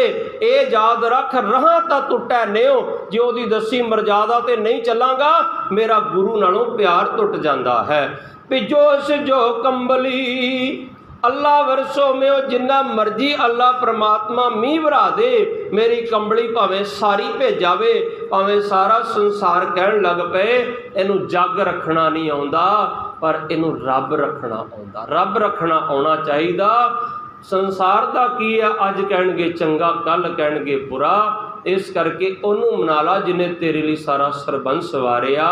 ਜਾਏ ਮਿਲਾਂ ਤਿਨਾ ਸੱਜਣਾ ਟੁੱਟੋ ਨਾਈ ਨਿਉ, ਮੈਂ ਜਾ ਕੇ ਆਪਣੇ ਸੱਜਣ ਨੂੰ ਮਿਲ ਲਵਾਂ ਜਿਹੜਾ ਮੇਰਾ ਉਹਦੇ ਨਾਲੋਂ ਨੇਹੋਂ, ਉਹਦੇ ਨਾਲੋਂ ਪਿਆਰ ਜਿਹੜਾ ਉਹ ਟੁੱਟ ਨਾ ਜਾਵੇ। ਪਰ ਇੱਕ ਗੱਲ ਬਾਬਾ ਫਰੀਦ ਸਾਹਿਬ ਹੋਰ ਕਹਿੰਦੇ ਆ, ਕਹਿੰਦੇ ਇੱਕ ਰੁਕਾਵਟ ਹੋਰ ਹੈ ਪਿਆਰੇ ਦੇ ਮਿਲਣ ਵਿੱਚ। ਖਰੀਦਾ ਮੈਂ ਭੁਲਾਵਾ ਪੱਗ ਦਾ ਮਤ ਮੈਲੀ ਹੋਏ ਜਾਏ। ਕਹਿੰਦੇ ਬੰਦੇ ਨੂੰ ਇਹ ਵੀ ਚਿੰਤਾ ਲੱਗੀ ਰਹਿੰਦੀ ਮੇਰੀ ਪੱਗ ਨਾ ਮੈਲੀ ਹੋ ਜਾਏ। ਪ੍ਰਤੱਖ ਤੌਰ 'ਤੇ ਕਈ ਵਾਰ ਮੱਥਾ ਟੇਕਦਾ ਬੰਦਾ ਤੇ ਥੱਲੇ ਹੱਥ ਲਾ ਕੇ ਉੱਠ ਪੈਂਦਾ, ਕਹਿੰਦਾ ਪੱਗ ਨਾ ਮੈਲੀ ਹੋ ਜਾਏ। ਪਹਿਲੀ ਗੱਲ ਤਾਂ ਸਾਡੀਆਂ ਪੱਗਾਂ ਦੀ ਰੂਪ ਰੇਖਾ ਹੀ ਬਦਲ ਗਈ। ਅੰਗਰੇਜ਼ਾਂ ਨੇ ਜਦੋਂ ਆਖਿਆ ਨਾ ਕਿ ਹੁਣ ਫੌਜ 'ਚ ਸਿੱਖ ਭਰਤੀ ਕਰਨੇ ਆ ਤੇ ਆਹ ਪੱਗ ਵਾਲੇ ਭਰਤੀ ਕੀਤੇ ਆ। ਪਹਿਲਾਂ ਤਾਂ ਦਮਾਲਿਆਂ ਵਾਲੇ ਹੀ ਸੀ, ਸਾਰਾਗੜ੍ਹੀ ਦੀ ਜੰਗ ਤੱਕ ਦਮਾਲਿਆਂ ਵਾਲੇ ਹੀ ਸਿੱਖ ਰਹੇ ਆ, ਜਿਹੜੇ 21 ਸਿੰਘਾਂ ਨੇ ਅਫਗਾਨਾਂ ਦੇ ਆਹੂ ਲਾ ਸੁੱਟੇ ਸੀ। ਫਿਰ ਮਹਾਰਾਜਾ ਪਟਿਆਲਾ ਹੋਣਾ ਨੂੰ ਆਖਿਆ ਕੋਈ ਇਹੋ ਜਿਹੀ ਪੱਗ ਦੱਸੋ, ਮਹਾਰਾਜਾ ਭੁਪਿੰਦਰ ਸਿੰਘ ਹੋਣਾ ਨੂੰ। ਆਹ ਨੁੱਕਰ ਵਾਲੀ ਪੱਗ ਉਹਨਾਂ ਦੀ ਦੇਣ ਹੈ, ਐਵੇਂ ਨਹੀਂ ਕਹਿੰਦੇ ਪਟਿਆਲਾ ਸ਼ਾਹੀ ਪੱਗ ਬੰਨੀ ਆ। ਉਹਨਾਂ ਨੂੰ ਆਖਿਆ ਫੌਜ 'ਚ ਕਿਹੋ ਜਿਹੀ ਪੱਗ ਹੋਏ, ਉਹਨਾਂ ਨੇ ਅਲੱਗ-ਅਲੱਗ ਪੱਗਾਂ ਬੰਨ੍ਹ ਕੇ ਆਹ ਨੁੱਕਰ ਵਾਲੀ ਪੱਗ ਬੰਨ੍ਹ ਕੇ ਦੱਸਿਆ, ਕਹਿੰਦੇ ਇਹ ਵਰਦੀ ਨਾ ਸੋਹਣੀ ਲੱਗੀ। ਉਹ ਵਰਦੀ ਨਾ ਤੇ ਸੋਹਣੀ ਲੱਗੇਗੀ, ਇਹਦੇ ਨਾਲ ਮੱਥਾ ਤਾਂ ਸਾਡਾ ਧਰਤੀ 'ਤੇ ਲੱਗਦਾ ਹੀ ਨਹੀਂ। ਮੱਥਾ ਟੇਕਣ ਲੱਗਿਆ ਇੱਥੇ ਸਾਡੀ ਨੁੱਕਰ ਲੱਗਦੀ, ਉਹ ਵੀ ਸਾਨੂੰ ਡਰ ਹੁੰਦਾ ਕਿਤੇ ਸਾਡੀ ਪੱਗ ਨਾ ਲਿਬੜ ਜਾਵੇ। ਮੋਹਰ ਵੇਖੀ ਤੁਸੀਂ, ਮੋਹਰ ਨੂੰ ਜਦੋਂ ਲਾਈਦਾ ਉਹ ਐਵੇਂ ਨਹੀਂ ਪੜ੍ਹ ਸਕਦੇ, ਉਹਦੇ ਅੱਖਰ ਪੁੱਠੇ ਹੁੰਦੇ ਆ। ਜਦੋਂ ਕਾਗਜ਼ 'ਤੇ ਲਾਈਏ ਤਾਂ ਸਿੱਧਾ ਲਿਖ ਦਿੰਦੀ ਆ, ਮਸਤਕ ਦੇ ਲੇਖ ਪੁੱਠੇ ਹੁੰਦੇ ਆ। ਜਦੋਂ ਗੁਰੂ ਚਰਨਾਂ 'ਚ ਮੱਥਾ ਟੇਕ ਦਿੰਦਾ ਨਾ, ਉਹ ਮਸਤਕ ਦੇ ਲੇਖ ਫਿਰ ਸਿੱਧੇ ਹੋ ਜਾਂਦੇ। ਰਾਜਾ ਹਰੀਚੰਦ ਨੂੰ ਗੁਰੂ ਅਰਜਨ ਦੇਵ ਪਾਤਸ਼ਾਹ ਨੇ ਆਖਿਆ ਸੀ, ਕਹਿੰਦੇ ਜਦੋਂ ਹਰਿਮੰਦਰ ਸਾਹਿਬ ਦੀ ਦਹਲੀਜ਼ 'ਤੇ ਤੂੰ ਸੀਸ ਰੱਖਿਆ ਸੀ ਨਾ, ਤੇਰੇ ਮਸਤਕ ਦੇ ਲੇਖ ਤੇ ਉਸੇ ਸਮੇਂ ਸਿੱਧੇ ਹੋ ਗਏ ਸੀ, ਪਰ ਤੂੰ ਸ਼ੰਕਾ ਕਰ ਬੈਠਾ ਸੀ। ਫਰੀਦਾ ਮੈਂ ਭੁਲਾਵਾ ਪੱਗ ਦਾ ਮਤ ਮੈਲੀ ਹੋ ਜਾਏ। ਸਾਨੂੰ ਭੁਲੇਖਾ ਰਹਿੰਦਾ ਸੀ ਪੱਗ ਨੂੰ ਮੈਲੀ ਹੋਏ। ਹੋਰ ਵੀ ਕਈ ਤਰੀਕਿਆਂ ਨਾਲ ਸੋਚਦੇ ਹਾਂ। ਉਹ ਜੇ ਪੁੱਤ ਦੇ ਵਿਆਹ 'ਤੇ ਸ਼ਰਾਬ ਨਹੀਂ ਪਿਆਵਾਂਗਾ ਲੋਕ ਕਹਿਣਗੇ ਨੇ ਕੀ ਕੀਤਾ। ਵਿਆਹ ਦੇ ਕਾਰਡ 'ਤੇ ਲਿਖਾ ਦਿੰਦੇ ਆ ਲੱਖ ਖੁਸ਼ੀਆਂ ਪਾਤਸ਼ਾਹੀਆਂ। ਅੱਗੇ ਜੇ ਸ਼ਬਦ ਕੀ ਕਹਿੰਦਾ, ਕਹਿੰਦਾ ਧਿਆਨ ਦੇ ਇੱਧਰ, ਜੇ ਸਤਿਗੁਰ ਨਦਰ ਕਰੇ। ਲੱਖਾਂ ਖੁਸ਼ੀਆਂ ਤੇ ਪਾਤਸ਼ਾਹੀਆਂ ਤੈਨੂੰ ਤਾਂ ਮਿਲਣੀਆਂ ਜੇ ਸਤਿਗੁਰ ਨਦਰ ਕਰਨਗੇ। ਤੂੰ ਅਗਲਿਆਂ ਦਾ ਖੂਨ ਚੂਸੇਗਾ, ਉਹਨਾਂ ਕੋਲ ਦਾਜ ਦੀ ਏਡੀ ਲਿਸਟ ਭੇਜੇਗਾ ਤੇ ਮੇਰਾ ਗੁਰੂ ਤੇ ਕਦੇ ਪ੍ਰਸੰਨ ਨਹੀਂ ਹੋਣਾ। ਤੁਸੀਂ ਨਜ਼ਰ ਕਿਵੇਂ ਹੋਏਗੀ? ਤੂੰ ਸ਼ਰਾਬਾਂ ਦੇ ਦੌਰ ਚਲਾ ਕੇ ਦੂਜਿਆਂ ਦੇ ਬੱਚੇ ਨਸ਼ੇੜੀ ਬਣਾ ਦੇਵੇਂਗਾ, ਸਤਿਗੁਰ ਦੀ ਨਜ਼ਰ ਕਿਵੇਂ ਹੋਏਗੀ? ਲੱਖ ਖੁਸ਼ੀਆਂ ਪਾਤਸ਼ਾਹੀਆਂ ਤਾਂ ਮਿਲਣੀਆਂ ਜੇ ਸਤਿਗੁਰ ਨਜ਼ਰ ਕਰੇ।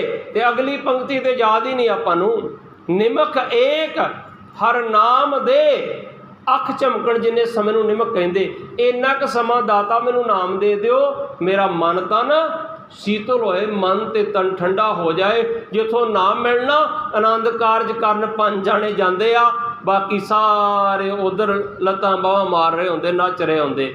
ਇੱਕ ਸਮਾਂ ਸੀ ਜਦੋਂ ਵਿਆਹ ਸ਼ਾਦੀ ਹੋਣੇ, ਆਨੰਦ ਕਾਰਜ ਹੋਣਾ ਨਾ, ਸਾਰੇ ਪਰਿਵਾਰ ਨੇ ਆਓ ਭਗਤ 'ਚ ਲੱਗੇ ਹੋਣਾ। ਪਹਿਲੀ ਗੱਲ ਤਾਂ ਆਹ ਰਿਵਾਜ਼ ਨਹੀਂ ਸੀ ਹੁੰਦਾ ਗਾਉਣ ਵਜਾਉਣ ਦਾ। ਜੇ ਕਿਸੇ ਨੇ ਫਿਰ ਵੀ ਕਰਨਾ ਤਾਂ ਉਹਨੇ ਕਿਸੇ ਨੂੰ ਬਾਹਰੋਂ ਬੁਲਾ ਲੈਣਾ। ਤੇ ਅੱਜ ਬਾਹਰ ਵਾਲੇ ਸਾਰੇ ਆਓ ਭਗਤ 'ਚ ਲੱਗੇ ਹੁੰਦੇ ਤੇ ਘਰ ਵਾਲੇ ਸਾਰੇ ਆਪ ਨੱਚਣ ਲੱਗੇ ਹੁੰਦੇ ਆ।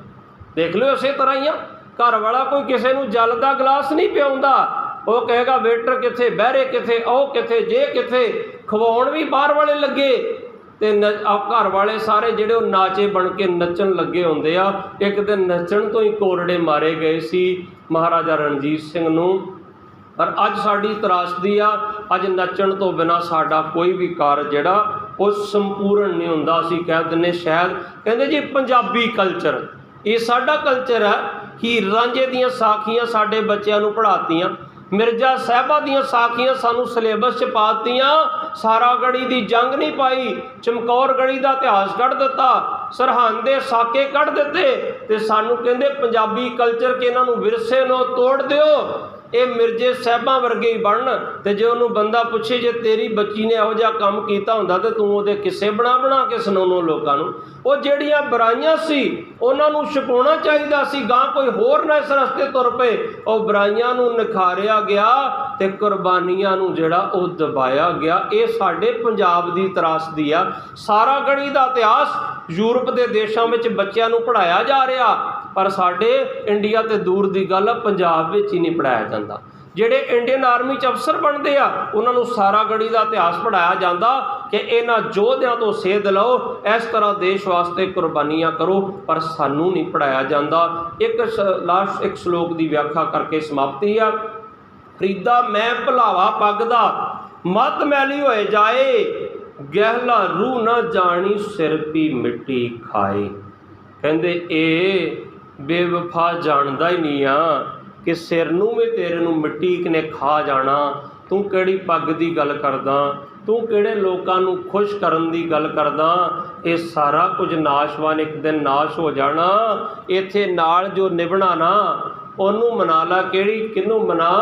ਜੇ ਮਾਤ ਪਿਤਾ ਸੁਤ ਮੀਤ ਨਾ ਭਾਈ, ਮਨ ਊਹਾ ਨਾਮ ਤੇਰੇ ਸੰਗ ਸਹਾਈ। ਜਿੱਥੇ ਮਾਤਾ ਪਿਤਾ ਭੈਣ ਭਰਾ ਨਹੀਂ ਹੋਣਗੇ, ਕੋਈ ਰਿਸ਼ਤਾ ਨਹੀਂ ਹੋਏਗਾ, ਸਰੀਰ ਵੀ ਨਹੀਂ ਹੋਏਗਾ, ਉੱਥੇ ਮਨ ਪਰਮਾਤਮਾ ਦਾ ਨਾਮ ਤੇਰੇ ਨਾਲ ਸਹਾਈ ਹੋਏਗਾ। ਸੋ ਸਾਧ ਸੰਗਤ ਜੀ, ਅਸੀਂ ਬਹੁਤ ਬਜ਼ੁਰਗ ਬੈਠੇ, ਮੈਂ ਆਪ ਜੀ ਦੇ ਬੱਚਿਆਂ ਵਰਗਾ ਹਾਂ। ਮੈਂ ਤਰਲਾ ਲੈਣਾ ਗੁਰੂ ਚਰਨਾਂ ਵਿੱਚੋਂ, ਗੁਰੂ ਕਾ ਵਜ਼ੀਰ ਹੋਣ ਦੇ ਨਾਤੇ। ਗੁਰੂ ਨੇ ਆਰਮੀ ਵਿੱਚ ਸੇਵਾ ਬਖਸ਼ੀ ਗ੍ਰੰਥੀ ਸਿੰਘ ਦੀ, ਕਿਰਪਾ ਕਰੋ। ਇਸ ਇਲਾਕੇ ਦੀ ਬੜੀਆਂ ਧੁੰਮਾਂ ਸੀ, ਇਲਾਕੇ ਦੇ ਵਿੱਚ ਬੜੀ ਚੜ੍ਹਦੀ ਕਲਾ ਸੀ। ਜਦੋਂ ਕਿਸੇ ਘਰ ਦਾ ਮਸਲਾ ਕੋਰਟ ਵਿੱਚ ਜਾਂਦਾ ਨਾ ਤੇ ਉਹ ਬਾਪੂ ਸਿਰ ਝੁਕਾ ਕੇ ਚੱਲਦਾ। ਉਹਨੂੰ ਸ਼ਰਮ ਆਉਂਦੀ ਆ ਕਿ ਮੇਰੇ ਪੁੱਤ ਆਪਸ ਵਿੱਚ ਹੀ ਲੜ ਕੇ ਥਾਣੇ ਚਲੇ ਗਏ, ਆਉਂਦੀ ਨਾ ਸ਼ਰਮ।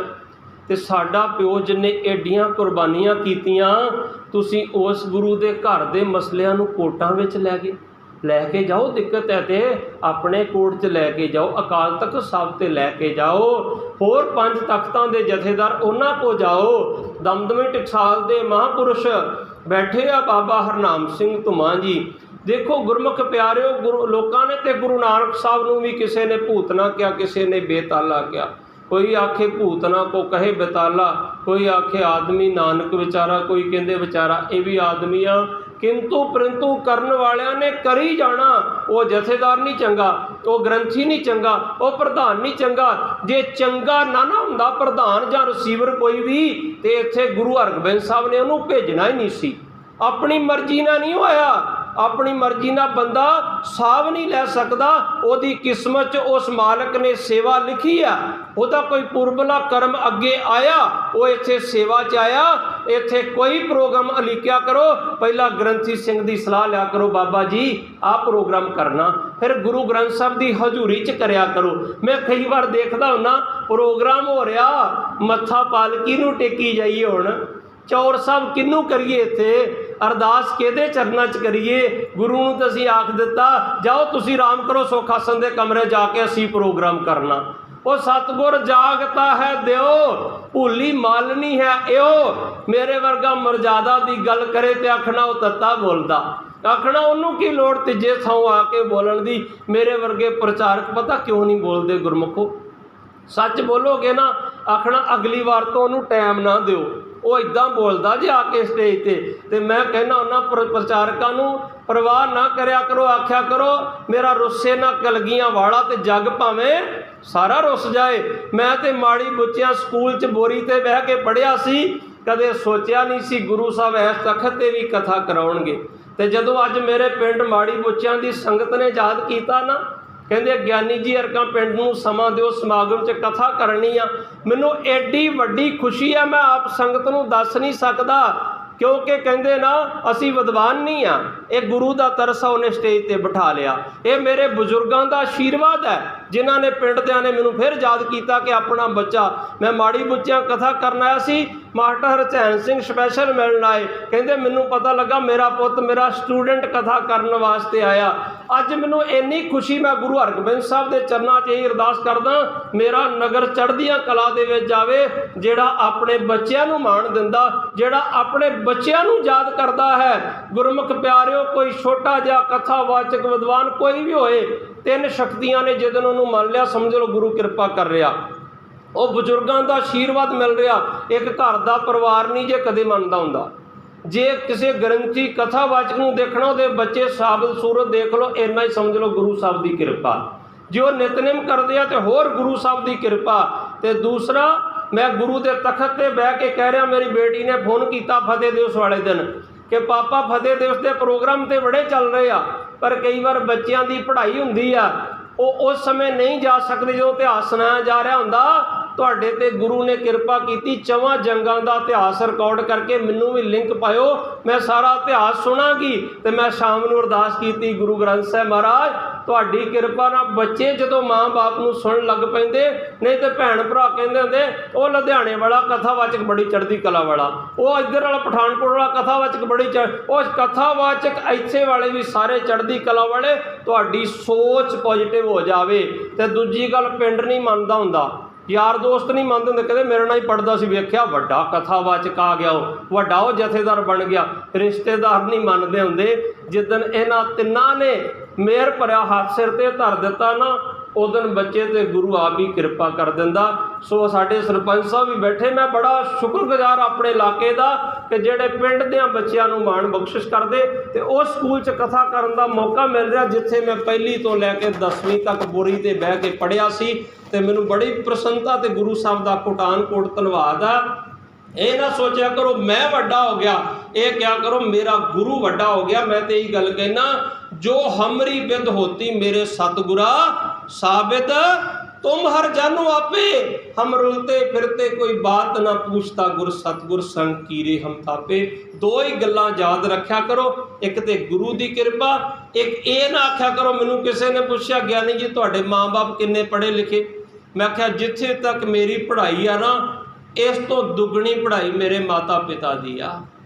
अज जिथे मैं बैठा ना, बंदा कह दिंदा, कोई आंदा माता पिता तो अनपढ़ सी, वो अनपढ़ होंदे ते अज मैं कथा ना करदा, वो पढ़े लिखे सी, उन्हां उंगली पकड़ के मैनू इस पासे तोरिया। ये सारी विदवता सारी पढ़ाई मेरे गुरु ने उन्होंने दिती सी ते उन्हां दे राही सानू दवाई है। सो सतगुरु कृपा करने नेक वचन करते हुए समाप्ति। अंत में फिर मेरा ये तरला है, पंथक एकता रखो। जदों तुसी एक निशान साहब थले चलोगे ना, तुहाडे गुरुद्वारियां दे केस कोर्टां 'च नहीं जाणगे। जदों गुरु के वजीर की सलाह ना चलोगे ना, तो सारे मसले इत्थे हल होणगे। तुसी गुरु के वजीर नूं कहना, उन्हें जाके प्रबंधकां नूं कहना। असीं कहने अफसरां नूं, साहब जी मैं क्या गुरु ग्रंथ साहब का पहला प्रकाश का खंड पाठ करना? कहते करना। मैं क्या बिल्कुल करना। खालसा पलटना है? मैं क्या सिंह नाराज हो रहे, कहते खालसा पलटन दिन मनाया जा। असी मोटिवेशन करना, उन्होंने साडा फर्ज बनता। तुसी ग्रंथी सिंह नूं आके बेनती करनी, पर असी अपनी चौधर छड्डांगे तां गल बननी आ। असी ग्रंथी सिंह नूं सरोपाओ क्यों दिता जांदा? वडियाई सारी उन्होंने दिती जाती, गुरु के वजीर हैं। सो सतगुरु महाराज रहमत करन। इन्ने वचन करते हुए समाप्ति आ। पार्टीबाजी तो उपर उठ के चलिया करो कि असी गुरु ग्रंथ साहब की पार्टी दियां, साडी कोई पार्टी नहीं। गुरु घर आके गुरमुखों राजनीति नहीं करनी, इथों धर्म की राजनीति सिख के जानी तो बाहर जाके करनी आ। सतगुरु रहमत करन। आओ आनंद साहब का जाप करके गुरु चरना चढ़दी कला की अरदास करिए जी। सतनाम श्री वाहिगुरु साहब जीओ। राम